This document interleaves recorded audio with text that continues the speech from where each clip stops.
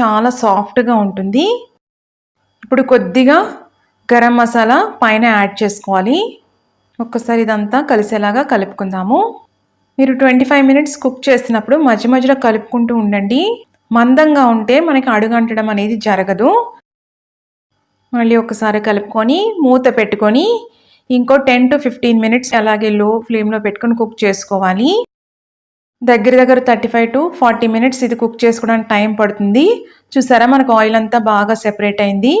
మనకి ఎండు కొబ్బరిలోను అలాగే పల్లీలు నువ్వుల్లోను నూనె కూడా మనకు బాగా కుక్ అయ్యి బయటికి రావాలన్నమాట. అప్పుడు ఈ గ్రేవీ కరెక్ట్గా రెడీ అయినట్టు. లాస్ట్లో నేను డ్రై రోస్ట్ చేసుకున్న కసూరి మేతి అండి, ఒక ప్యాన్లో డ్రై రోస్ట్ చేసుకొని చల్లగా అయిన తర్వాత ఇట్లా చేతిలో నలిపి పైన వేసుకోండి. వేసుకొని మూత పెట్టుకొని ఒక్క 5 మినిట్స్ ఉంచుకోండి. మనకి పీసెస్ కూడా పర్ఫెక్ట్గా కుక్ అయిపోయినాయి. చాలా సాఫ్ట్గా ఉంటాయండి పీసెస్.